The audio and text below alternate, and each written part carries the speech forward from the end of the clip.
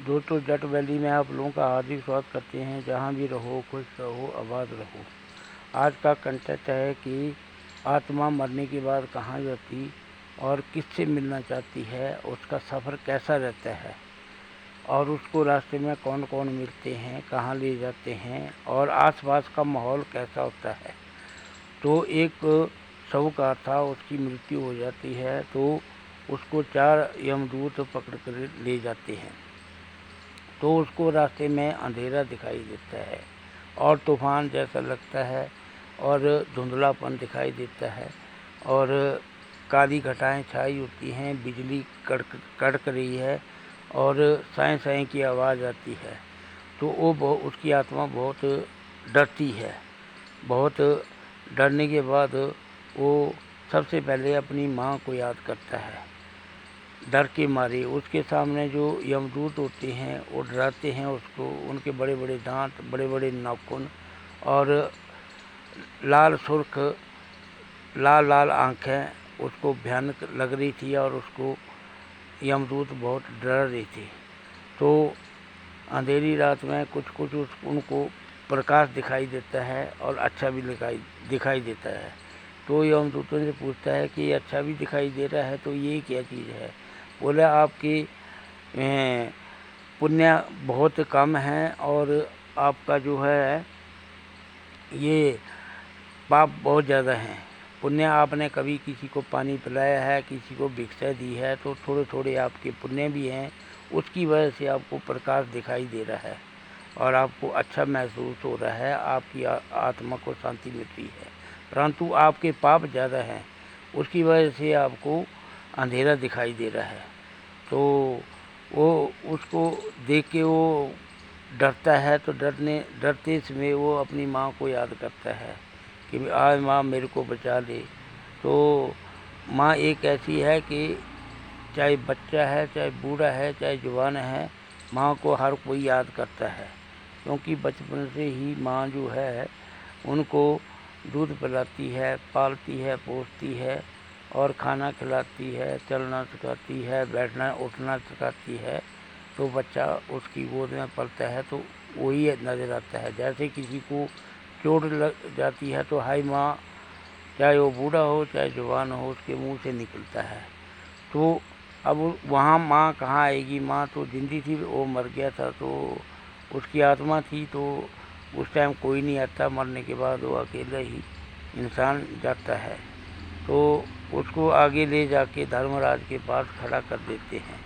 वहाँ उसका पुण्य और पाप का हिसाब किताब होना था। तो उसके पाप ज़्यादा थे और पुण्य बहुत कम थे।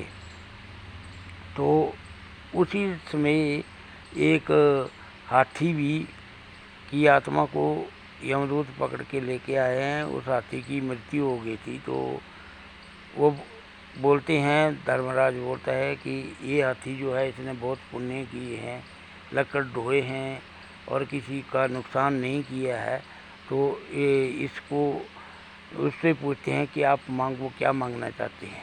तो उसने पहले वचन ले लिए और उसने बोला कि पहले वचन दो फिर मांगूंगा। तो उसने वचन ले लिए और उसके बाद बोला मैं अपने मालिक के पास जाऊंगा जहां से मैं आया हूं। तो हैरान हो गए। तो उन्होंने बोला अभी आपके मालिक के पास आपकी तो मौत होगी, आपको कैसे पहुंचाएंगे। तो उन्होंने सोच समझ करके मीटिंग किया और सोचा कि धर्मराज ने बोला कि उसको जिंदा ही आप लोग लेके आओ, क्योंकि उसको इससे मिलाना ही पड़ेगा। तो हीरा लाल था उसका मालिक, तो उसके पास गए तो उस टाइम वो सो रहा था और उसके पास एक कापी थी और एक पेंसिल थी। वो हिसाब किताब करता था, छोटा छोटा हिसाब किताब भी वो हर रोज़ लिखता था। आज क्या किया, कितने पैसे दिए, किसको देने हैं। तो कापी पेंसिल वो अपने पास ही रखता था। तो वो सो रहा था। जैसे चारों यमदूतों ने चारों पाँवों को पकड़ के ऊपर उठा दिया तो उसकी नींद खुल गई और हवा में ऊपर आकाश की तरफ उड़ना शुरू कर दिए। तो बोले भाई आप लोग कौन हो। तो उसने बोला कि हम यमदूत हैं और आपको धर्मराज के पास ले जा रहे हैं। तो उसने बोला मैं तो जिंदा हूँ, मेरे को क्यों ले जा रहे हैं। तो उसने कापी में फटाफट कुछ लिखा और यमराज के धर्मराज के पास उसको ले गए। तो उसने देखा उसका हाथी भी उधर था। बोले तो मर गया, यहाँ कैसे खड़ा है? तो हाथी ने अपने मालिक को देखा तो बहुत खुश हुआ। तो ये तो धर्मराज का हुक्म था। तो उसने जो लिखा था वो धर्मराज को पकड़ा दिया। तो धर्मराज ने जैसे उसको पढ़ा और साइन देखे तो अपनी गद्दी से उतरा और अपनी गद्दी के ऊपर उसको बिठा दिया। तो बिठा दिया तो वो नीचे आ गया। बोले अभी आप इस गद्दी के मालिक हो। तो उसने क्या किया कि जितने भी नरक में लोग बंदी बना रखे थे वो उसने ऑर्डर दिया कि सबको छोड़ दो और वहाँ ताला लगा दो। तो जितने भी आदमी नरक भोग रहे थे सबको बाहर निकाल दिया और बोला कि सब अभी स्वर्ग में आएंगे और स्वर्ग में ही रहेंगे। और तो इंद्र जो था उसका सिंहासन हिल गया। तो धर्मराज से पूछने लगा कि आपने ये क्या कर दिया? तो धर्मराज ने बोला ये तो मैंने नहीं किया, जो आपने कॉपी के ऊपर साइन मारे हैं और इसमें लिखा था कि आप अपनी गद्दी इसको दे दो। तो उसने बोला मैंने नहीं मारे हैं साइन, उसने खुद ही मारे हैं और आपने बिना सोचे समझे इसको गद्दी दे दी। ये तो अनर्थ हो गया, ये तो सारा सिस्टम खराब हो गया। यहाँ तो अभी ना कोई राजा रहेगा ना रंक रहेगा और सब महात्मा बन गए, तो अब ये सृष्टि कैसे चलेगी? तो उसने उसको जो वरदान दिया था तो इंद्र राजा ने बोला कि हाथी को पूछा कि आप इसके साथ जाओगे? बोला हाँ मैं इसके साथ जाऊंगा, इसका नौकर बन के रहा। तो हाथी ने बोला कि मैं इसको इंसानों को अच्छी तरह जानता हूँ, आप लोग बोल रहे थे कि आप नहीं जानते और मैं इसको जानता हूँ क्योंकि मैं आदमियों के बीच में रहता हूँ। तब धर्मराज को पता चला कि हाथी ठीक ही बोल रहा था, ये आदमी की जात को समझता है। आदमी एक ऐसा बुद्धिमान होता है कि जिंदे आदमी को यहाँ नहीं लाना चाहिए था। तो उन दोनों को छोड़ दिया जाता है और हाथी को भी आदमी बना दिया जाता है और वो दोनों वापस धरती के ऊपर आ जाते हैं।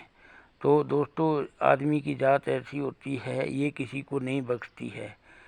तो इससे तो पूरा सृष्टि हिल गई और इंद्रराज भी का हो गया। तो उसने धर्मराज को बोला ऐसी गलती कभी मत करना कि जिंदे आदमी को आप लोग उठा के दे आए हैं।